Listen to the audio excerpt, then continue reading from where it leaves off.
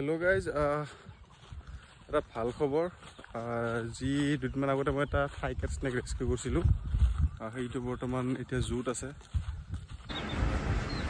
জুত দিয়াৰ কাৰণে আমাক ৰূপংকৰ দাই বহুতখিনি হেল্প কৰিলে এতিয়া আপোনালোকে দেখা পাব জুত সাপটো চাব ইচ্ছা থাকিলে জুত যাব পাৰে আৰু ৰেস্কিউ কৰাৰ ভিডিঅ'টো আপোনালোকে দেখাইছোঁ হওক তো হেল্ল' গাইজ ৰাতি প্ৰায় 10:30-11মান বাজিলে তো বৰাগাঁৱত এখন গাড়ীৰ ভিতৰত সাপ এটা সোমাই থকা বুলি কৈছে দাদা এজনে তো গৈ পেলাই চাওঁ আৰু কেনেকুৱা পৰিস্থিতিত আমি ৰেস্কিউ কৰোঁ আপোনালোকক দেখুৱাব চেষ্টা কৰিম আৰু কি সাপ হয় আপোনালোকক জনাম আপোনালোকে চাই থাকক ভিডিঅ'টো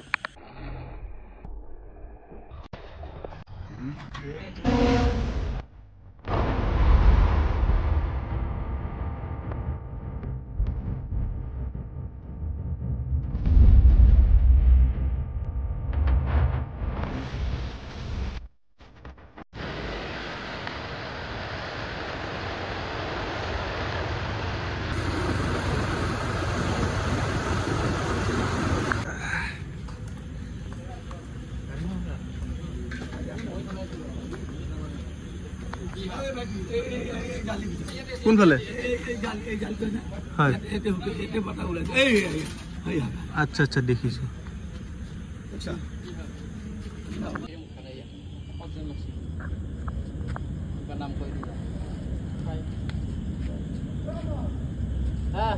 কৰিব পাৰি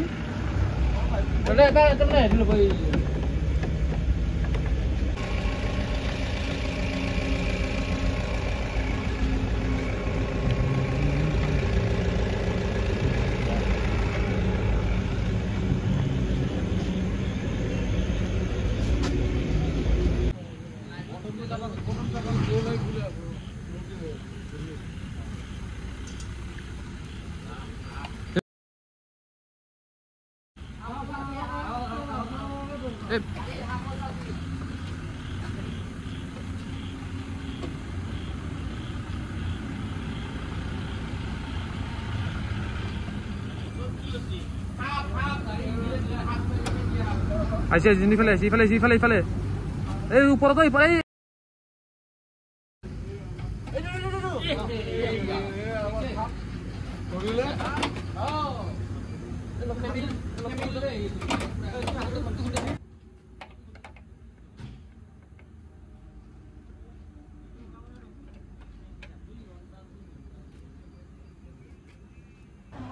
তো প্ৰায় 2-3 ঘণ্টামান গাড়ীখনৰ ভিতৰত থোৱাৰ পিছত আমি সাপটো উদ্ধাৰ কৰিবলৈ সক্ষম হ'লোঁ আৰু এতিয়া আমি ধুনীয়াকৈ সাপটো বেগিং কৰি পেলাই আমি তাৰ প্ৰাকৃতিক পৰিৱেশত মুকলি কৰি দিম তেনেহ'লে চাই থাকক ভিডিঅ'টো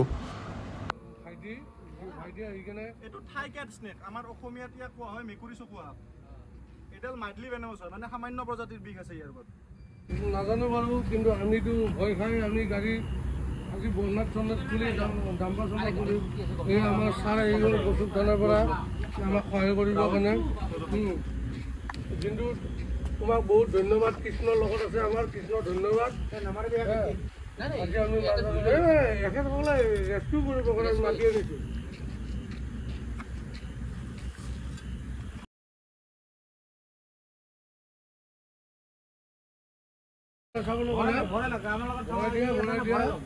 ধন্যবাদ তোমালোকে আমাক ৰেস্কিউ কৰি কিনে বহুত সহায় কৰিলা আৰু আজি এই লাইভটো অহাৰ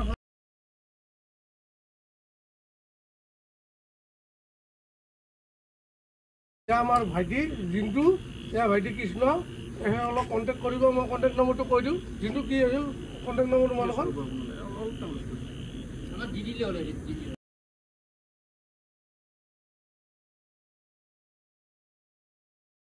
কম উঠি গৈছে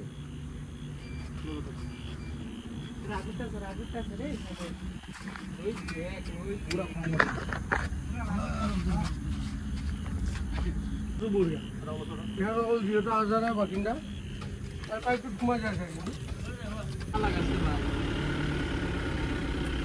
এয়া আমাৰ জিন্দু সাপটো ধৰিলে এয়া সোমাই আজি আমি কৰ্মসূত্ৰে এক জেগাত ওলাই যাবৰ কাৰণে আমি গাড়ী এখন ওলাই লৈ আমি ওলাই আহিছিলোঁ গাড়ীখন আমি খানাপাৰাৰ পৰা লৈ আমি কিছু দূৰ আহিলোঁ মালিগাঁও পালোঁ আহি মালিকৰ পৰা আমি আহি থাকোঁতে দেখিলোঁ যে আমাৰ গাড়ীৰ বনেটৰ ওচৰত সাপ এডাল মানে নাচি হৈছিলে। তাৰপিছত দেখিলোঁ যে আমি ভয়ো লাগিছে, কিবা কৈ আমি বৰাগাঁও অভাৰব্ৰিজৰ তল পালোঁ।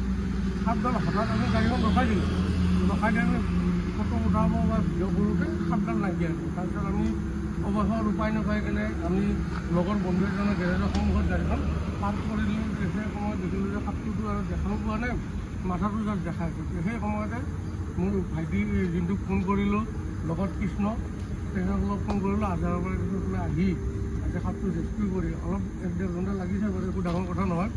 অশেষ ধন্যবাদ। আৰু আজি এই ভিডিঅ'টো কৰাৰ কাৰণটো হ'ল কি, আমাৰ দৰে কাৰোবাৰো এই সন্মুখীন হ'বও পাৰে। যোনটো আৰু আমাৰ কৃষ্ণহঁতে এনেকুৱা ডেকা ল'ৰাখিনি যিখিনিয়ে সাপ ৰেস্কিউ কৰে, তেওঁলোকে নিশ্চয় সহায় কৰিব। আজি আমি বাটত বাৰু আমাৰ যাত্ৰাটো বাৰু আজি বন্ধ কৰিলোঁ, একো ডাঙৰ কথা নহয়, আমি কাইলৈও যাব পাৰিম। কিন্তু সাপটো ওলাই গ'ল নে নাই আমি মেণ্টেলি ছেটিছফাই এতিয়া বৰ্তমান ৰাইট নাও। আৰু সেইকাৰণে আমি যোনটো সময় নহয়, এনেকৈ যদি ৰাস্তাটো কেতিয়াবা আপোনালোকৰ অসুবিধাৰ সন্মুখীন হয়, তেতিয়া আপোনালোকে চিন্তা কৰিব নালাগে। আমাৰ ভাইটি যোনটো আছে, কৃষ্ণ আছে, আৰু তেখেতসকলৰ বহুত কেইজন আছে, সহায় কৰিব। আৰু ধন্যবাদ জনালোঁ দিনটো। আপোনালোকে দেখিবলৈ পাইছে চিৰিয়াখানাত থকা এইটো সাপৰ ঘৰ, আৰু সাপৰ ঘৰত থাই কেট স্নেকটো ৰখা হৈছে। আপোনালোকে যদি থাই কেট স্নেকটো চাব বিচাৰে তেনেহ'লে আপোনালোকে আছাম ষ্টেট জুত যাওক আৰু সাপটো চাব পাৰে। আৰু সাপটো মানুহক এৱাৰনেছৰ কাৰণে ৰাখিছে, আপোনালোকে গৈ পেলাই চাব পাৰে। আৰু যোনে যোনে চাই তেখেতসকলে মোক এটা কমেণ্ট কৰি দিয়ক যে সাপটো দেখা পালোঁ, দেখি পাই ভাল লাগিল। তাৰপিছতে ইমানে, লগ পাম আকৌ নতুন ভিডিঅ'ত। ধন্যবাদ।